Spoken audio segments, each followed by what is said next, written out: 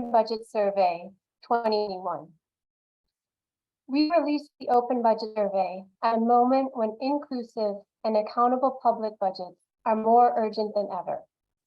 The pandemic has led to the first rise in global extreme poverty in a generation, and inequality is soaring. If we are to meet these challenges, governments need to open up the public dialogue around how best to manage scarce public resources. As many of you know, the Open Survey is the only regular, comparable, and independent measure of budget transparency, participation, and oversight in the world. The assessment is conducted every 2 years. The survey was first launched in 2006 in 59 countries. This 8th round covers 120 countries. The survey uses a questionnaire which includes 145 scored indicators, which are drawn from international good practices and standards. They measure the public availability and comprehensiveness of the 8 key budget documents, the role and effectiveness of formal oversight institutions, and opportunities for public participation in the budget process. We undertake a rigorous research process that is led by a local society researcher and is subjected to peer review. We also invite national government to comment on the draft results. Each round, we introduce innovations that we believe will increase the impact of the survey. There are 5 that are different. First, we began the OBS 2021 with the OBS COVID module, which examined how countries managed their initial COVID-19 fiscal policy responses. The successful release of the COVID module in April 2021 gives us the confidence that we can use this as a flexible tool to collect data on topical issues. Second, as part of the OBS release, for the first time, we published 7 regional briefs to complement the global report. These reports provide important textual information on why we have observed certain trends in certain regions. Third, we leaned into partnership by bringing our partners into the planning process, reflecting a shift in how we engage with partners. Looking forward, we hope to find ways to co-brand and co-own the survey with partners. Fourth, recognizing that greater participation is the most important ask from civil society today, we have put a greater emphasis on participation by beginning the global report with our participation findings. We also, for the first time, published rankings on public participation. Finally, in addition to disseminating the survey results at the global level, in a subset of countries, we are working closely with partners to disseminate the results at the national level. This reflects our learning that our work will be more impactful if we focus on longer-term advocacy at the national level and work with government and work to secure commitments in front of domestic audiences.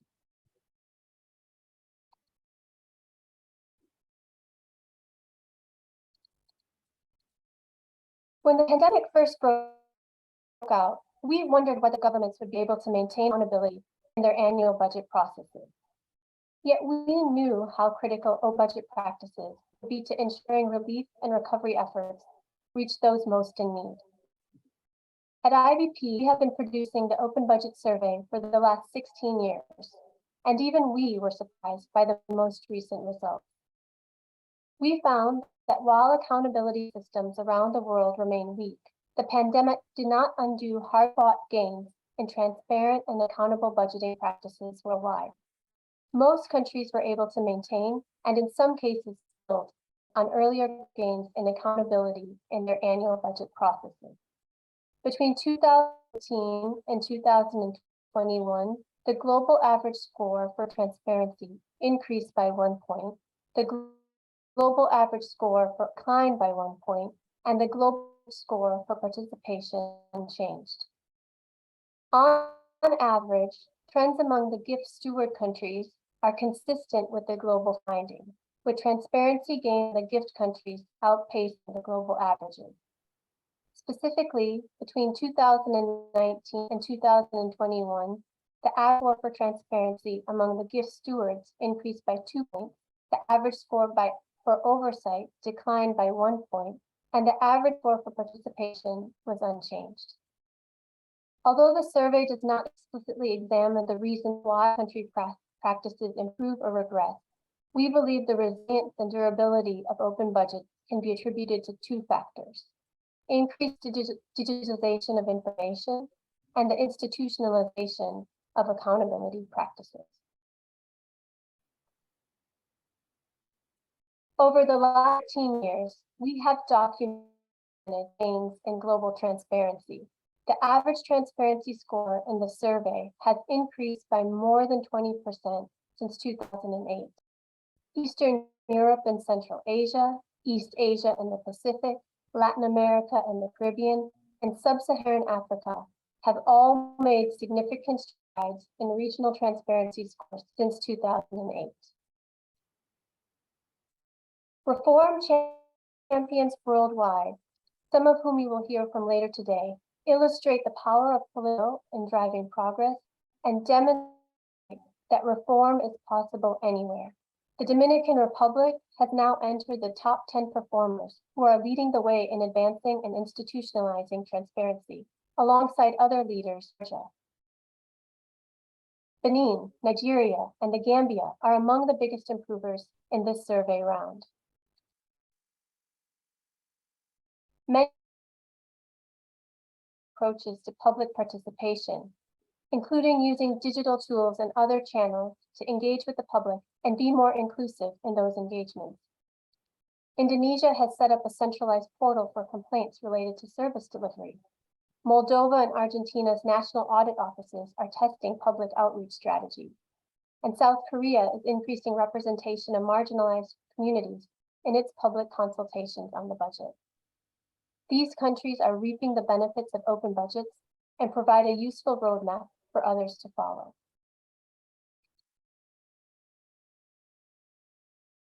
While these positive results are heartening, we must underscore that there are important gaps in accountability systems worldwide.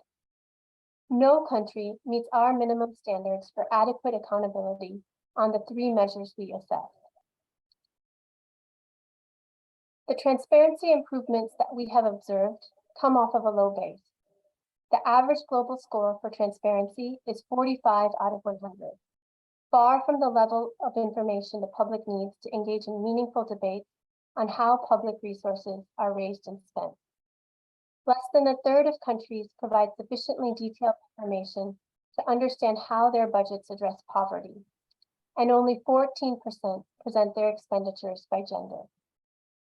Notably, among the gift steward countries, the average transparency score is 64 out of 100, far above the global average and surpassing our threshold score for sufficient transparency.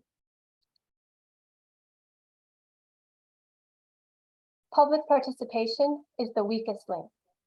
The average global score for participation is just 14 out of 100, indicating that participation is scarce and meaningful participation is rare. Only 8 countries worldwide have formal channels to engage underserved communities in the budget process. The average participation score for the gift stewards is 23 out of 100. While nearly 10 points above the global average, this score reflects an urgent need for more progress. Oversight systems are being compromised. The average score for legislative oversight has declined slightly to 47 out of 100 due to political unrest, the pandemic, and executive overreach. The average score for audit oversight remains unchanged at 63 out of 100, but serious challenges remain. Most executives feel little pressure to implement audit recommendations, undermining the influence of auditors. Gift stewards again outperform the global averages on oversight, with a legislative oversight score of 59 out of 100 and an audit oversight score of 80 out of 100. Globally, the status quo is not enough. As we look ahead, we must ask ourselves, as a network of open budget champions, what can we do to encourage more countries to pursue paths to progress? That is why we have renewed our call to action and are urging governments to publicly commit to and achieve the following goals. Renew the social contract by establishing meaningful, inclusive opportunities to engage the public across the budget process. Curtail executive overreach and abuse by improving oversight, especially during budget execution. Usher in a race to the top by disclosing more and better information on planned and executed budgets and debt and fiscal risk. Institutionalize accountability reforms as permanent features of budget systems. At IBP, we look forward to collaborating with GIFT and providing spaces where government officials, civil society, and other practitioners can come together to engage in peer learning and advance good practices. We invite you to read our report, interact with our data, and join our call to action by visiting our website. Thank you. Thank you so much, Anjali. I think this is a really impressive work, and at least on my side, I have to say that it was really useful, all the information that you gather systematically every 2 years, and it was, at least for us at the Global Data Barometer, it was really useful for the review process. So in that sense, I mean, it is worth noting how complementary both measurements are. In that case, I mean, we use the results that you were presenting to improve our results and to spot things that we should improve.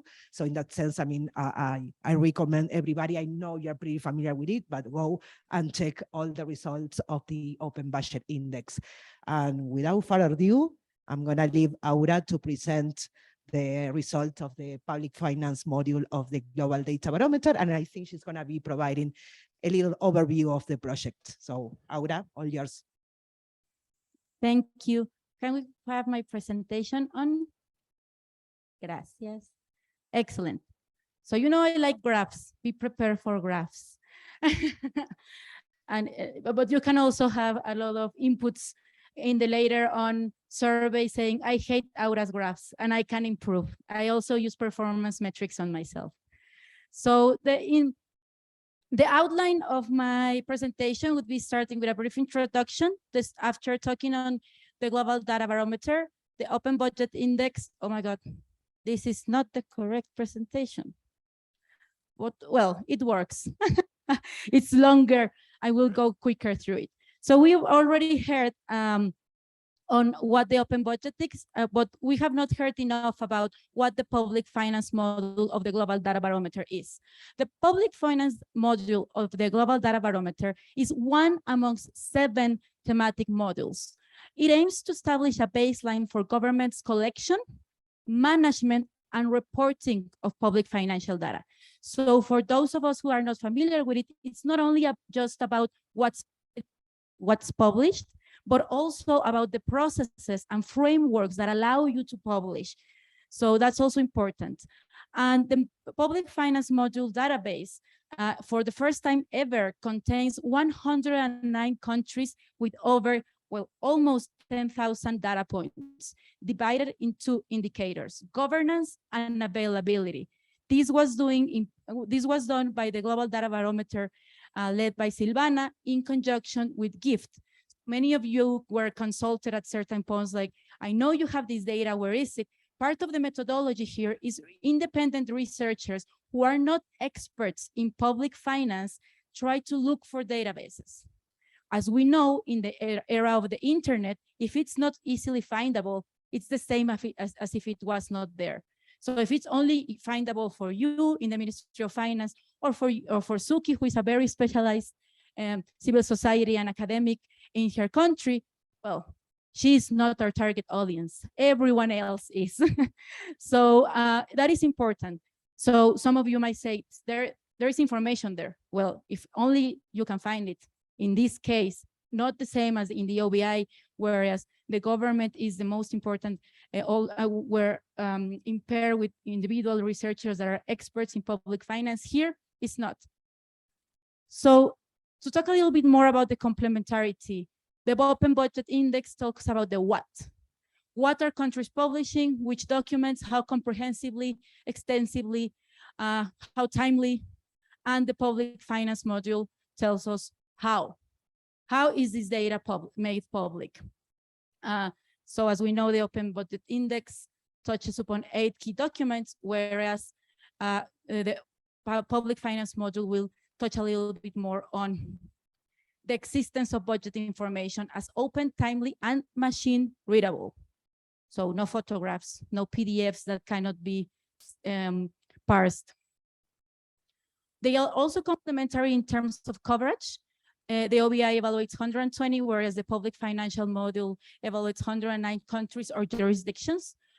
There are 28 countries that the Global Data Barometer public financial module does evaluate, that the OBI doesn't, and 39 that the OBI does and the Global Data Barometer doesn't, with 81 in common.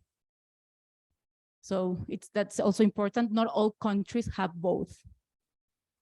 We will be dividing them in the clusters. So when we move along the presentation, we'll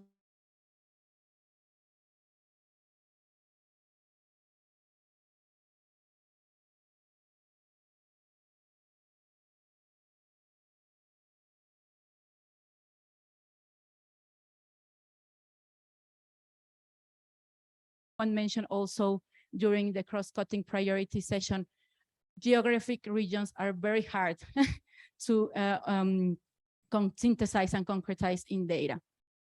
So the Global Data Barometer, as I mentioned, has thematic modules on public finance, political integrity, public procurement, land, climate action, company information, health and COVID. And of course, they have core models regarding each of them: governance, capability, availability, but also use and impact. So this is the broader scheme where the public financial module locates. This is important because it also will allow us to put in context the information on public finance with other data made available by the same country or by other countries. Let me see though.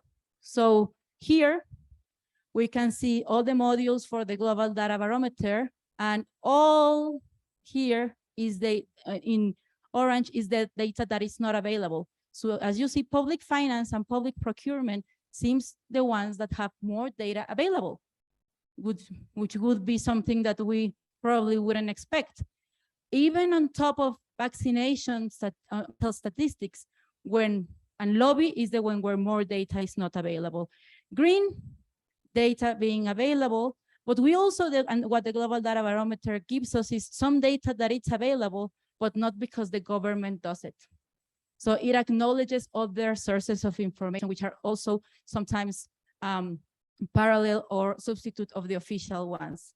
So it's interesting. It's just, we are, it seems, one of the most advanced topics is public finance finance module. As I mentioned, governance and availability for 109 countries, we're laying out 9 specific examples for public finance legal frameworks and 760 data sets. How do we collect this? Through 4 questions. So a lot of data. That's, I think, what we can get out of all these numbers. What does governance ask? Through 13 questions, evaluates the existence and comprehensiveness of regulatory frameworks that mandate structured information disclosure requirements. That's specific for public finance. We have found, and you will see in the trends, that many countries do not mandate public finance information to be disclosed, or do not tell which specific information is supposed to be disclosed. So they leave it up to the ministries of finance or similar authorities to decide. And sometimes when they decide, well, not that much. In terms of availability, it's very much more straightforward. Which information is public in a structured machine readable format? So if it's not machine readable, it's not going to be taken into account. You can go into depth in which documents and our data are being evaluated, but you can see that some are the same as the OBI, so they will be complementary approaches, whereas in others is additional information. So right, the highest to the lowest in the world. You will make available this presentation, and this is a beautiful Flourish software graph that you can navigate. So you'll get there. The global average is 49 of the total score of the public finance model, with the highest score being 93.8. When we look at individual parts of the score, the availability score is 53.1, with the highest score being 100. So availability, it's a bit higher up than the general score. And what about governance? What about the frameworks? As we can see, it's 44.8, so it's lower. It's what this tells us is that we have a little more way to go when we think about governance than what we think when we think about availability. So some countries are publishing more info that they are strictly mandated to, but that has its caveats. Oh no, this is definitely okay. So looking at country clusters, we can also see top, average, and tier results. So we can see which countries are high, groups of countries are higher in the total score, and which are lower. We see Latin America here, and the Caribbean has a higher score, but it's very, very closely to Sub-Saharan Africa. So we see that there is no specific trend in terms of regions, which also lead us to think there is lessons from each region. So there's a high performer in each region. So if you're a medium or low performer, there is someone in your cluster that has a relevant experience for you.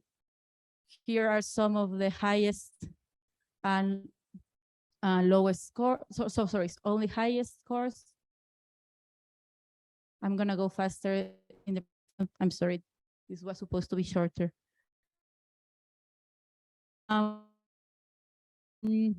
So this one. So basically, this complicated graph tells us which are higher in availability and which are higher in governance. Whenever the green dot is above the orange, then we have high scores in availability, but we can strengthen our legal frameworks. And when it's the other way around, we have strong legal frameworks, possibly, or stronger, but we do not put enough data and possibly are not complying with our own legal frameworks if the line is too far apart. So we already, this type of graph, if we see it individually, already tells us which policy line needs further strengthening or quicker strengthening. I'm gonna skip this because this was mentioned by Anjali. And now to talk about we here in the gift network. So in orange, you will see our lead stewards, in green, our general stewards, and some of our partners in purple. So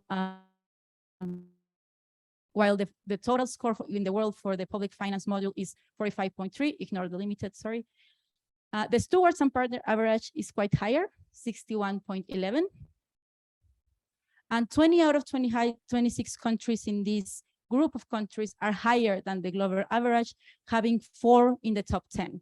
So you can find yourselves here and know where are we in the gift community. When we think about availability, 19 out of 26 countries have scores higher than the global average, which you can see here.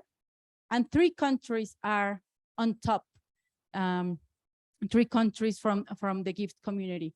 But it's also very useful to see how are we doing. Sorry, I missed governance. In governance, 22 out of 26 countries have higher scores than the global average, and 2 and that we will have in our panel after this presentation are in the top 10. Oh, I don't know what why this presentation has so many slides. Sorry.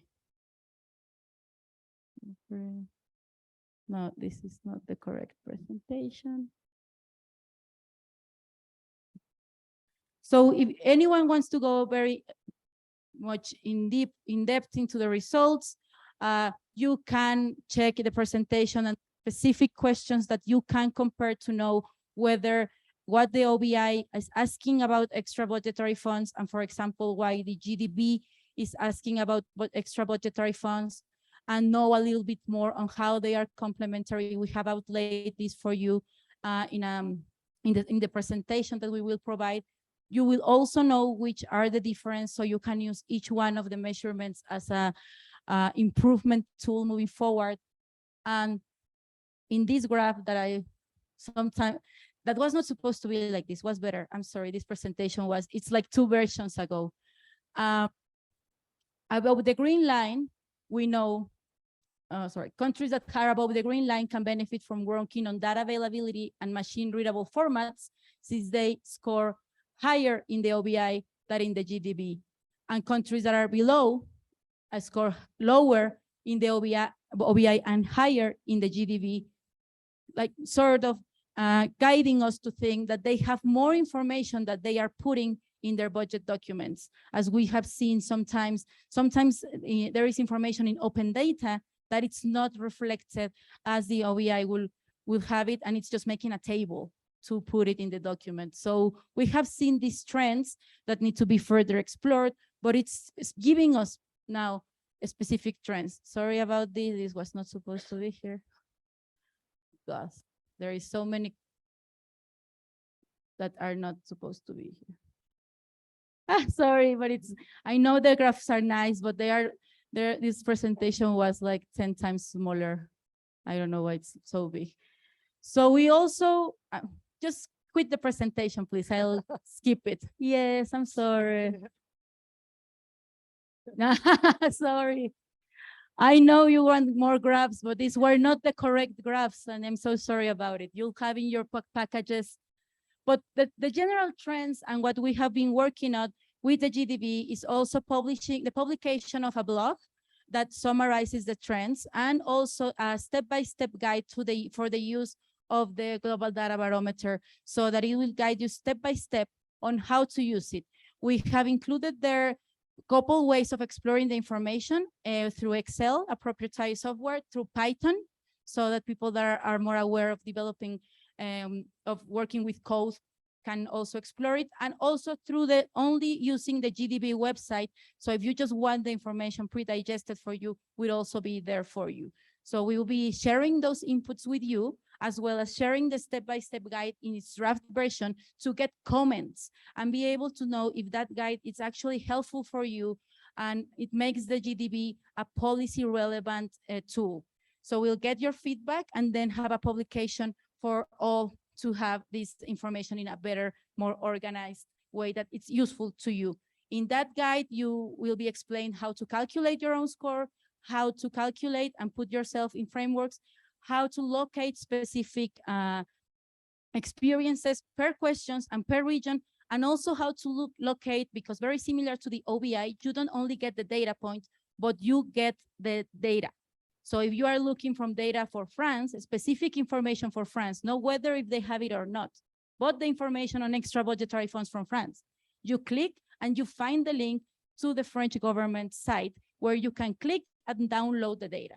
So that we think that is very useful for many audiences that also were shorter, I'm sorry, to access evidence decision-making, identify quantifiable windows of opportunity for example, levels of different officials from different levels of government, also for legislators, since we are using a lot of the policy framework that is not only produced by the executive, but also from the legislative branch, and for many other audiences, such as journalists, developers, data scientists, academia, and the general public. So, oh my God. Another graph appeared, but this one I'll explain. This graph, and connecting it to the last session, tells us which countries can we find some information on whether if they are having disaggregated data by cross-cutting programs, such as SDG, climate action, gender budgeting. So for 109 countries, we have an answer. So that's something. And we know that at least 16 say yes, they do, and 6 partially. So it's already a great source of information. So because if we go and click on each of these, we'll find some that the country is actually publishing in open data regarding these topics. And my concluding remarks is just that these tools are very useful, that we see trends both in the Global Data Barometer and the OBI that allows us to know if there are legal frameworks or data that are being published. Also, if there is information being published without necessarily the legal framework, because we have heard enough a lot of times that if the legal framework doesn't change, it's impossible for me to publish data. So some of these polls might tell us, well, if the legal framework doesn't prohibit, then I can't. And others that we should enhance the legal framework even if we are making information available, because it would make more sustainable publication to prevent that government changes the situation of data publishing. I think I'm gonna close with that. Can we stop sharing the presentation? And we are, no, this presentation is gonna follow me forever. And now we are gonna go to the panel. I'm want to call our dear panelists to the table, to the couches actually. Roberto Oliveira, Juan Castillo, Ricardo Barrientos. I feel like I'm in school. I'm calling everybody. Eco, Yeah, presente. and Suni, por favor. Suni. I think the list of the students is complete, so we have. Now, yeah, sure. You have them on. While they get to the places, I just want to add a few comments on the great presentation. And the graphs are good. I mean, keep them coming. Apparently, everybody loves your graphs, so don't stop the graphs.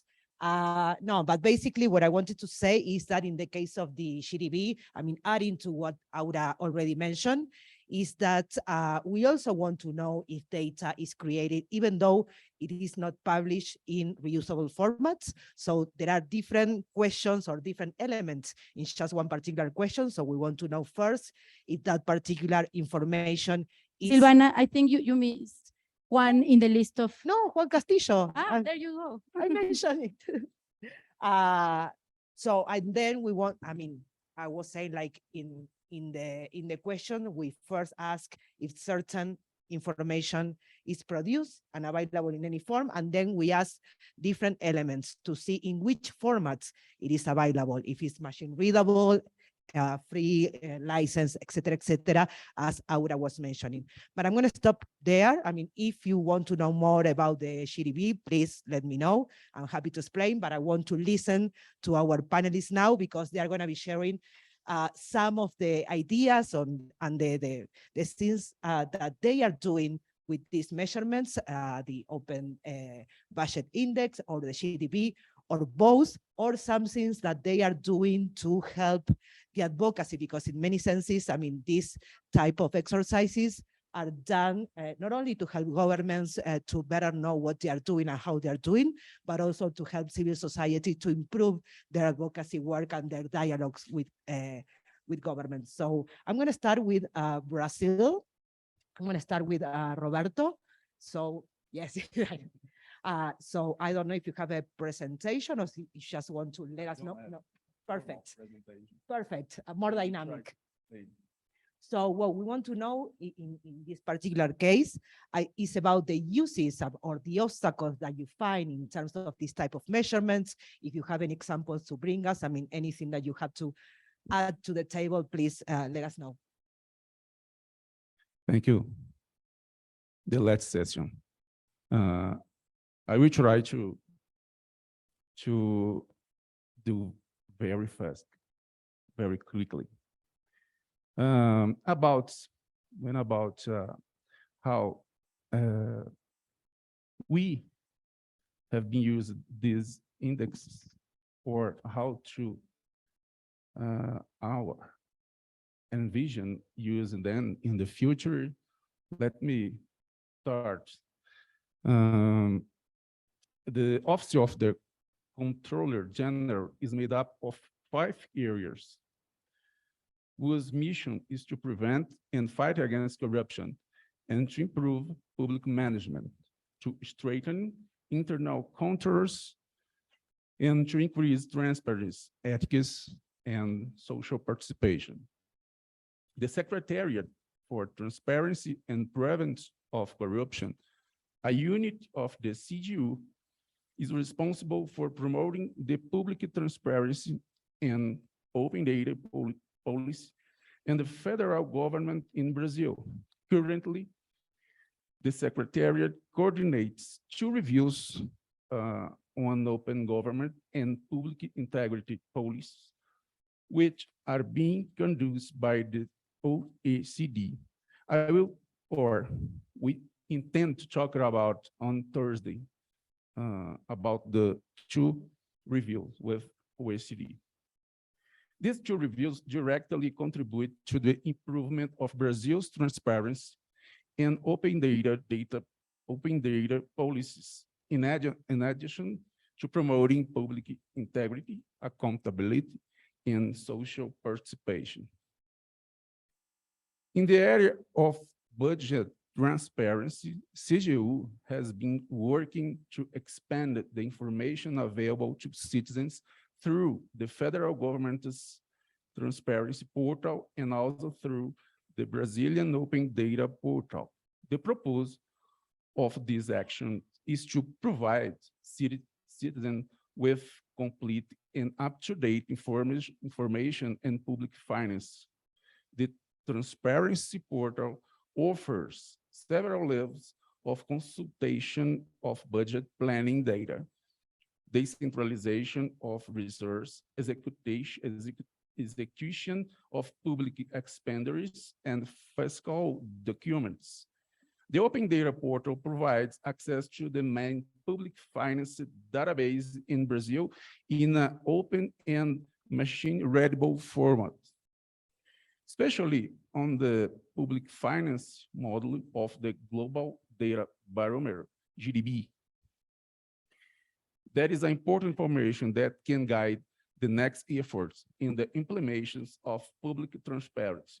Brazil scores on the data of availability polar offers an opportunity to reflection and the constructions of new actions to broader transparency over public spending and the way of disclosure of data that will be used for reuse by society.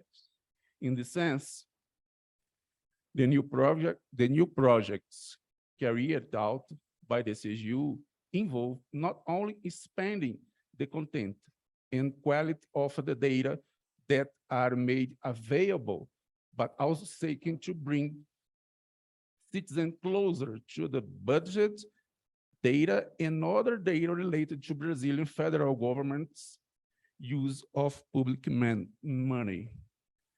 This available through the GDB undoubtedly provide an important direction to which the CGU can move in this process of expanding the availability of budget data. Those steps involve institutional dialogue with the Ministry of Economy and other institutions belonging to the center of government in Brazil for transparency in public finance and cross-cutting issue of requires continuous alignment among these institutions and between them and the legislative branch. In the sense, more than disclosing all the budget and financial execution documents of the federal government on the transparency portal and periodically the respective bids, contract agreements, invoice, etc. in a language as accessible to the citizen is possible. We now visualize the new step in the provision of data to society with we can call more than a citizen version, but a citizen vision. Beyond translating technical information to the citizen, the idea is to bring this information to the citizen's reality. It is also allow citizens to access information on the use of public money from the reality. That is, from the service, products, works that are part of their lives on which they depend and with which they live daily. In short, that leads to making it possible for citizens to obtain the transparency portal. For example, information about a public school, and based on this information, to know the budget resources allocated to school means, or the construction of a sports area in the school and a chemistry laboratory. Based on this vision, the portal must allow citizens to know the company's contractor for those services or agreements signed with subnational administrations, the bids held, and the participants, and the details of the budget and the forms of participation available to give their opinion on how this budget should be used. In this way, citizens immediately obtain the most basic information that is closest to their reality, and therefore more comprehensible until they react. If they so desire, effective participation, budget preparation, and more technical information, which by itself does not say much to the average citizen. To finally, in this perspective, the transparency portal of the federal government in Brazil moves toward to build a more robust connection among budget expenditure, bidding, contracting, in order to give more transparency to the path taken by public money among those states in both directions. Brazil has an anti-corruption plan that contains several projects already implemented in recent years and some in the implementation phase. Thus, the integration of all phases of public spending focusing on transparency is one of those projects, and it's due to 2023. Okay?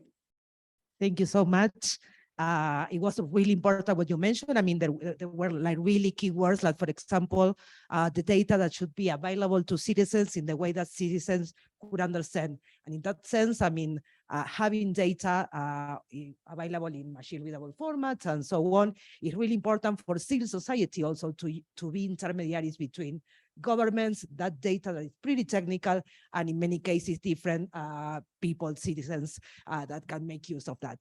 Entonces ahora voy a pasar al español para hablar justamente de la sociedad civil que puede ayudar a usar estos datos, a poder entender cómo estos datos que son tan técnicos y estas mediciones que vienen tanto del OBI como del GDB pueden ayudar a sus tareas de advocacy. Así que, Juan, nos encantaría escuchar del trabajo que están haciendo. Lo único, por favor, les pido 5 minutos, así podemos hacer, digamos, cumplir nuestra promesa de terminar a tiempo. Así que, Juan, tenés... Muchas gracias. La institución que yo represento, Fundación Solidaridad, viene del proceso del presupuesto participativo municipal. Desde ese territorio, desde la base, llegamos al presupuesto abierto, en alianza con el International Budget Partnership. Y nosotros, ¿qué hacemos con los resultados del índice de presupuesto abierto? Bueno, pues lo que hacemos es educación ciudadana permanente. Es decir, estos resultados tienen que estar al servicio de la ciudadanía. Y nosotros nos planteamos la idea de ciudadanizar el presupuesto. Es decir, el presupuesto no es un tema exclusivo de los expertos del Banco Mundial, del FMI, del Banco Central, del Ministerio de Hacienda, sino que el presupuesto es un tema relacionado con cosas que tocan la vida de la persona. Y un presupuesto significa un puente, significa una escuela, significa un hospital, significa una carretera. Entonces eso toca a la vida de la persona y de eso hacemos nosotros de traductores, de interlocutores con la ciudadanía, para que el tema no sea ajeno y que esté en la página económica de los diarios nacionales. El presupuesto está relacionado con esto y para eso entonces viene el tema de la participación. Para nosotros es relevante el tema de la participación, pero no solamente de concurrir y estar informados, sino de estar vinculada a las decisiones que se toman de lo que va a ser incorporado en el presupuesto, en los temas que se han dicho en el día de hoy, en varios aspectos que están aquí. Y en otro aspecto, ¿para qué utilizamos esto? Para hacer incidencia. Para hacer incidencia, para lograr cambios duraderos, incidencia en políticas públicas, ¿no? Y para eso es importante que se mantenga el tema en la agenda pública. Si el ciclo presupuestario cubre los 12 meses del año calendario, formulación, aprobación, implementación, evaluación, pues durante ese periodo también tiene que haber, digamos, acción ciudadana para darle seguimiento, para intervenir en lo que tiene que ver con el presupuesto. Y nosotros pensamos que tiene que haber interlocución permanente. No es un tema exclusivo del gobierno, ni es un tema únicamente de demandar de la ciudadanía, sino de crear, digamos, el vínculo de diálogo y comunicación entre ciudadanía, sociedad civil y el gobierno. Entonces yo pienso que ese es un elemento importante. Y nos han preguntado que, qué consejo pudiéramos darle a otras instituciones que quieran trabajar el tema. Bueno, yo diría que el consejo principal es persistir y traducir. Persistir porque no puede ser un tema esporádico, un tema coyuntural y que tiene que estar traducido para que la ciudadanía sienta que el tema es suyo. El taxista, la mujer que trabaja en el salón, el señor de la calle, el profesor, el médico, sepa que el presupuesto toca su vida y que le concierne. Es un elemento importante. Y otro elemento de no menos relevancia es la generación de capacidades para tener una interlocución válida con el gobierno. O sea, si usted no tiene capacidad para interpretar, para discutir, bueno, pues lo van a, digamos, no va a ser objeto de atención. Entonces es un elemento, digamos, importante. Y finalmente, que sobre las herramientas, nosotros pensamos que hay que generar materiales educativos y de comunicación amigables y accesibles para la ciudadanía. En ese sentido, nosotros reivindicamos el presupuesto ciudadano como un instrumento, no del gobierno, aunque el gobierno y el Ministerio de Hacienda sean que lo hagan, es un instrumento de la ciudadanía y que debe tener apropiación del mismo para entender el presupuesto, de cuáles van a ser los ingresos y dónde se van a invertir. Por eso nosotros, y ahí cierro, estamos apostando a movernos para un proceso de presupuesto ciudadano municipal. Porque hay en nuestro país, por ejemplo, 394 gobiernos locales y hay un pequeño gobierno que es el que interviene en, digamos, el presupuesto local, expresando realizaciones. Entonces, ese presupuesto también la gente debería conocerlo en detalle, de qué se trata y cómo funciona. Eso era lo que quería decir. Bueno. Gracias. Maravilloso con el tema del tiempo, la verdad que no puedo pedir más. No, y muchas gracias también por los comentarios, esto de, digamos, de pensar en los diferentes niveles. Y nuevamente voy a mirar a la cámara porque ya me han retado varias veces.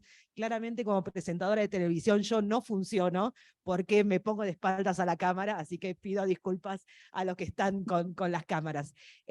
Bueno, no, básicamente lo que queremos saber también, digo, como en el caso de Juan, queremos conocer un poco también el caso de Guatemala y entender un poco más acerca de los usos de este tipo de mediciones, también los consejos que se le pueden dar a otras organizaciones que quizás están escuchando del otro lado online o que puedan ver después todos estos materiales. Así que te damos la palabra, Ricardo. Bueno, buenas tardes y vamos a tratar de mantener el compromiso de la brevedad. Primero, sobre el índice de presupuesto abierto, pues este es una medición ya bien establecida, bien conocida en todos los informes que publicamos en el ICEFI, donde tenemos que hablar de transparencia fiscal, pues el índice de presupuesto abierto es casi como aparece casi con rigor ortográfico, ¿no? O sea, si no aparece la última medición del OBI, entonces como comete una falta ortográfica, ¿no? Entonces, todo el mundo se escala. ¿Y qué pasó con el OBI?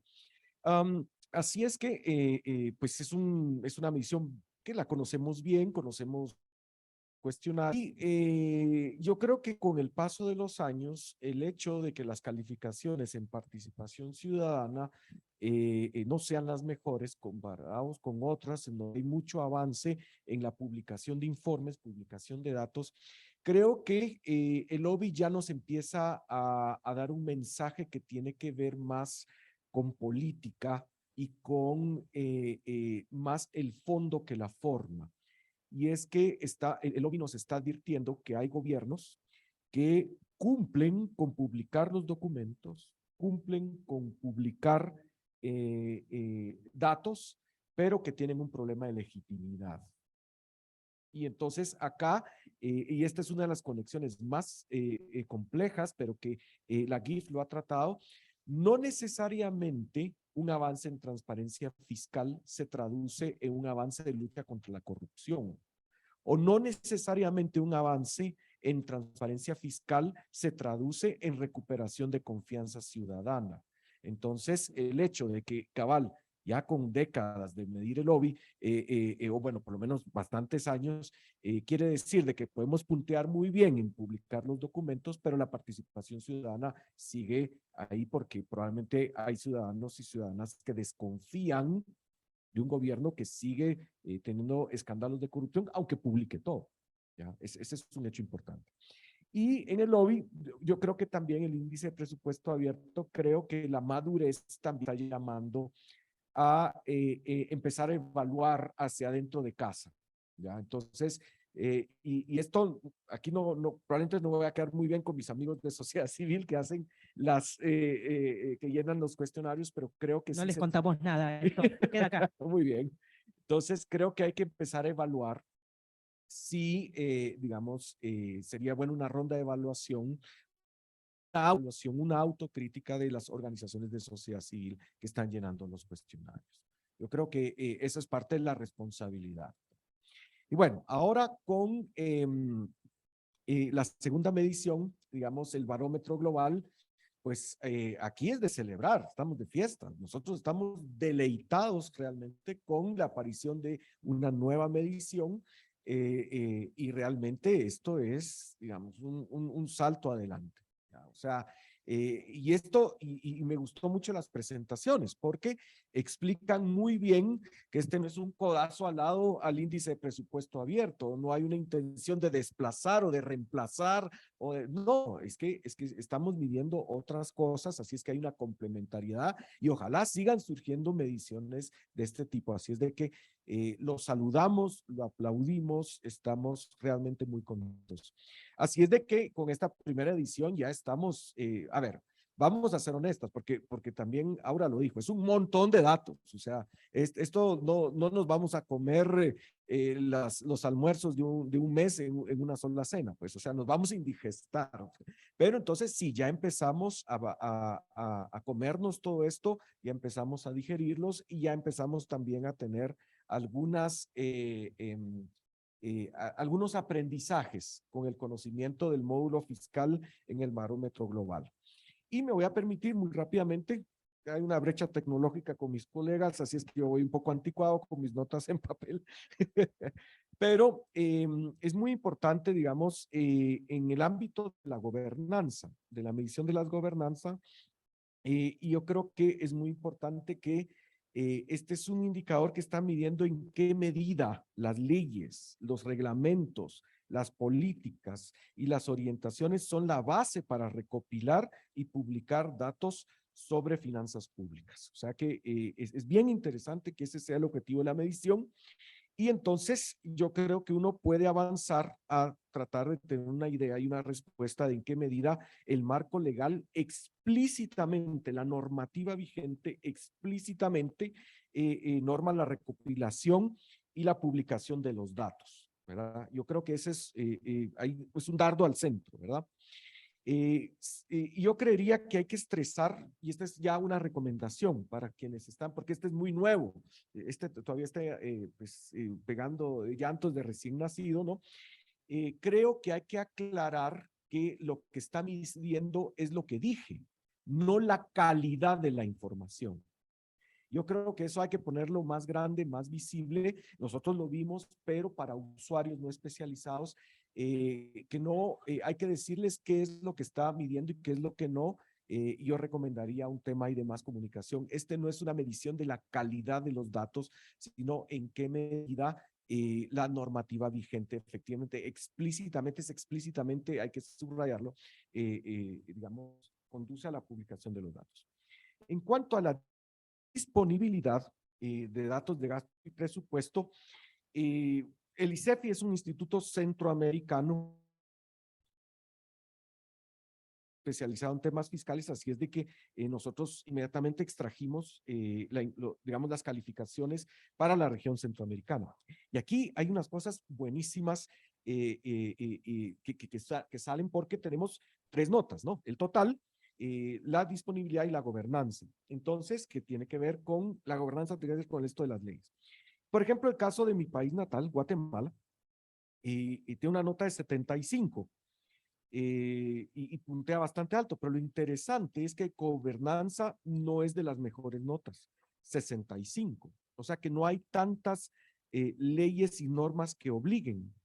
Y este va a ser un piropo para mi amiga, la viceministra de Transparencia de ahí de Finanzas Públicas, porque lo que dice la calificación es que aun cuando no hay tanta norma y no tiene por qué estar, el Ministerio de Finanzas Públicas sí que es una entidad que publica muchos datos, porque tiene una nota de 83 y aparecía en las diapositivas de aula dentro de los mejor punteados. Entonces, este es un ministerio que ha tomado como política realmente publicar mucha información, posiblemente aunque no esté obligado en la normativa. Entonces, eso, por ejemplo, contrasta, voy a hablar ahora por ejemplo, el caso de otros países en donde aunque la calificación de gobernanza es más alta que la de disponibilidad, ¿verdad? Entonces, ahí lo que estamos viendo es una suerte como de incumplimiento de la normativa, ¿verdad? Entonces, es ese tipo de análisis y a nivel centroamericano nos está diciendo mucho. Sin embargo, una recomendación muy específica están los datos, las calificaciones de Guatemala, de Honduras, de Panamá, Costa Rica, El Salvador. ¿Y qué pasó con Nicaragua? ¿Verdad? Entonces, una recomendación es si se puede agregar una explicación de algunos países que no aparecen.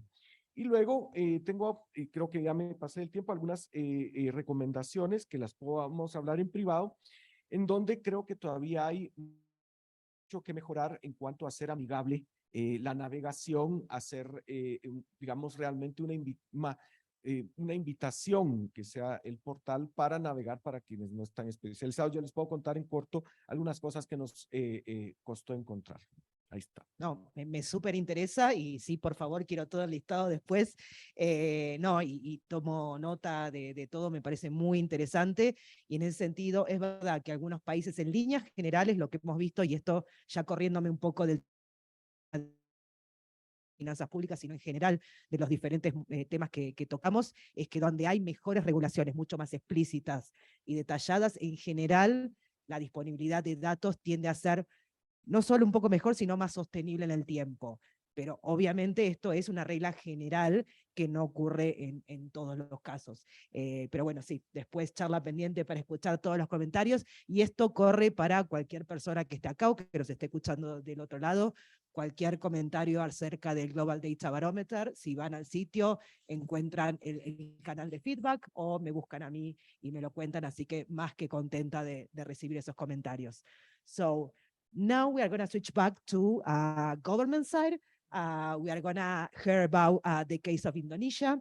So, Iko, your turn, please let us know about the way. First of all, I mean, if you, what do you think about this type of measurement? How is it useful or not for the ministry, and the obstacles or advantages of this kind of exercises? So, please, your turn. Thank you, Silvana. Before I answer the question, I just want to apologize if my answer will not be clear for some of you, or maybe not concise, because I'm experiencing jet lag right now. It's 30 hours flight from Indonesia. So I'm sorry if my answer is not very clear. I'm sorry that you feel that way. Okay. So actually, the open budget survey, and also now we learn about global data barometer. Um, First, OBS is very crucial in Indonesia because we always see that as an input for us in order to the quality of our fiscal transparency. And every report, the 2-year report, we always report the result to our minister. So the OBS very closely. And we use the recommendation in the survey, Warren, to improve what we are doing. For example, in public participation, on the latest report, the recommendation is encourage Ministry of Finance to do more civil engagement during budget formulation, and we just did that.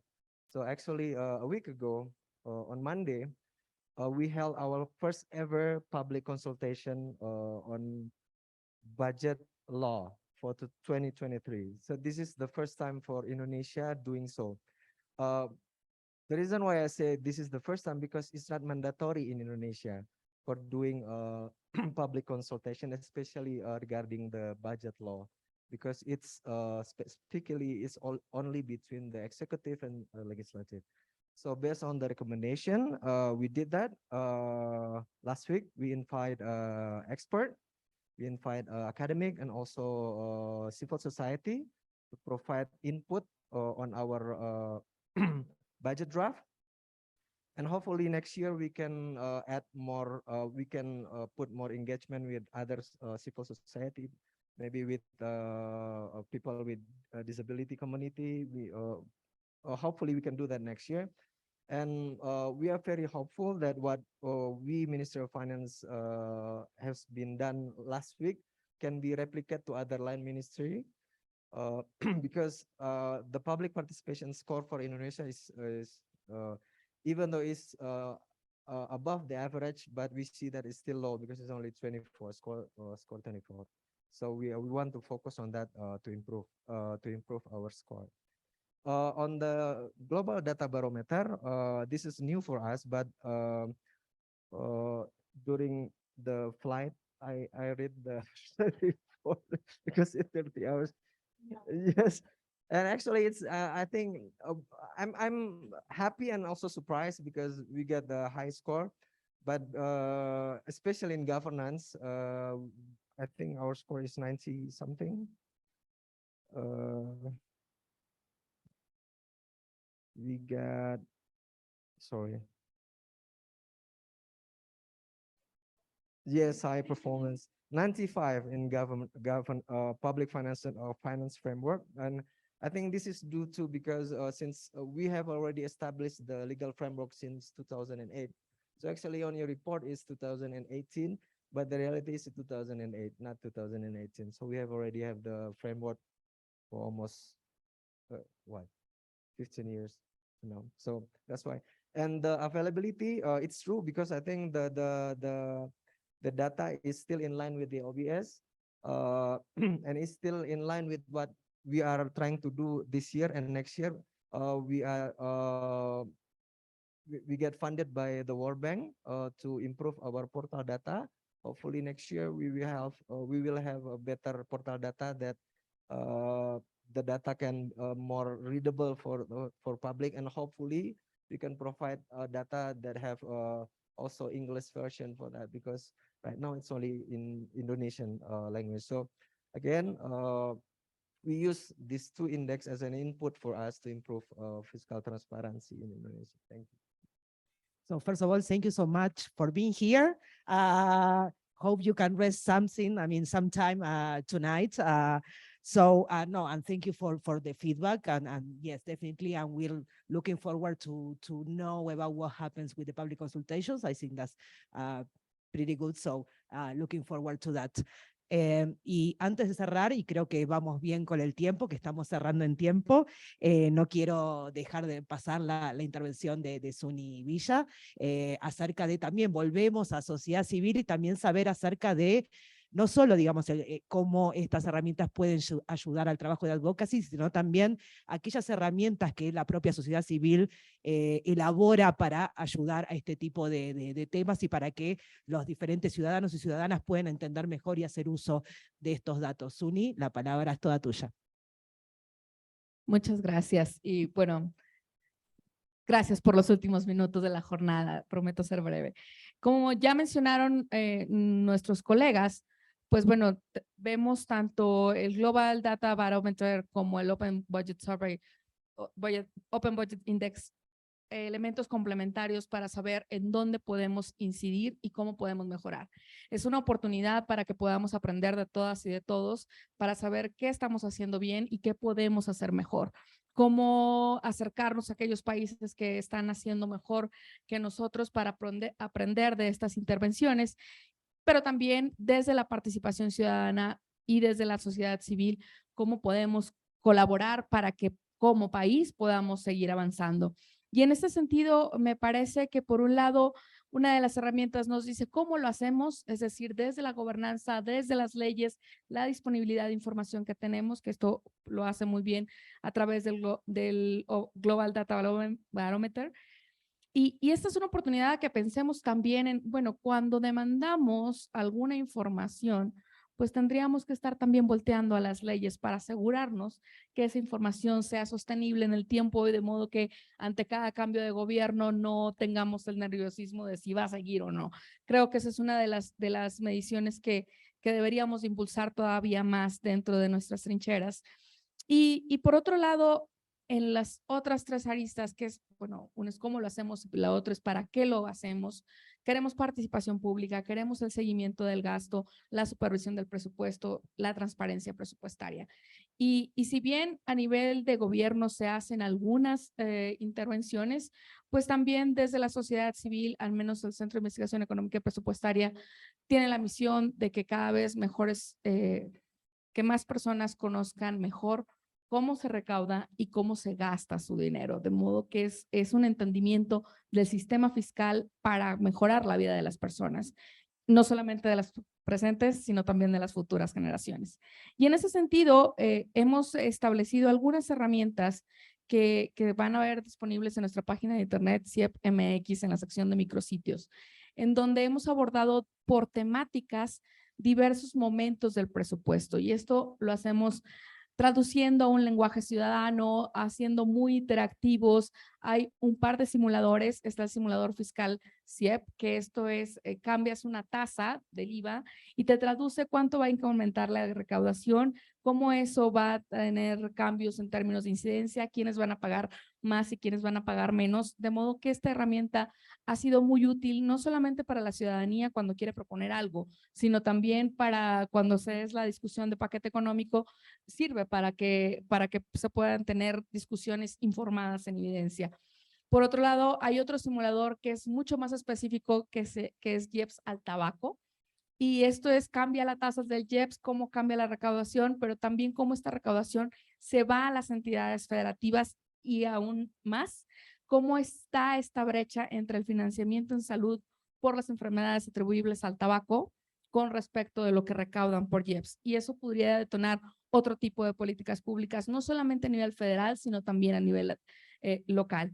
Recientemente tenemos un comparativo de los estados, de las finanzas públicas de los estados, distribuidos por funciones, educación, salud, etcétera, que esto implicó que pudiéramos recabar la información de cada una de las entidades federativas. En México hay 32, y esto fue irnos a las cuentas públicas, lo hemos puesto a disposición, puedes comparar qué gasto está arriba de qué otro estado, y eso pues detona otro tipo de discusiones, pero más aún también damos los datos abiertos de ese ejercicio.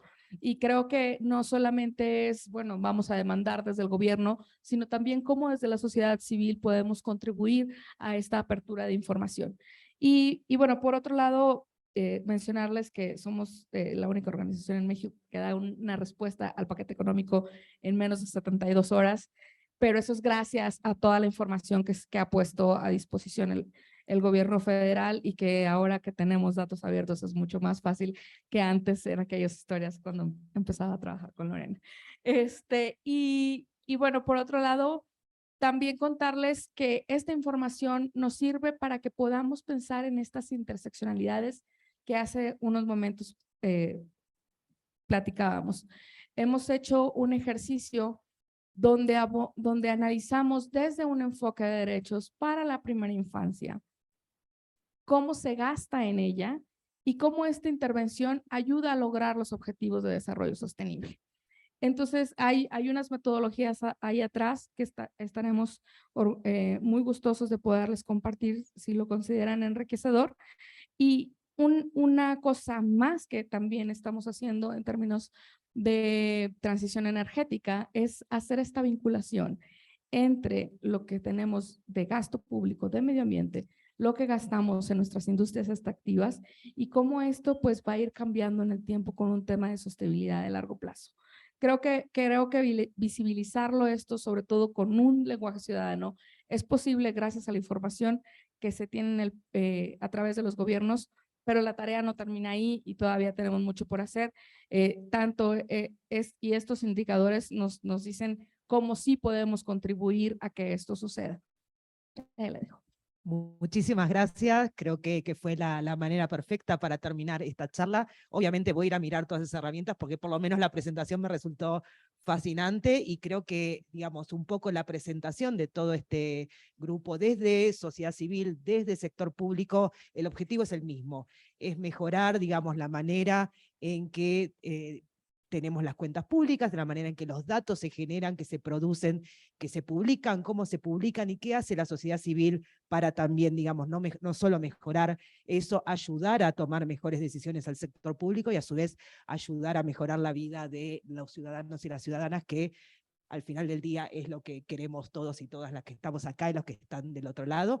No quiero quitar más tiempo porque sé que estamos justo, creo que cumplimos con la promesa de terminar, así que por favor un aplauso para todos los panelistas, para Aura, para Angeli, que estaba del otro lado, y muchas gracias por su participación y por sus comentarios.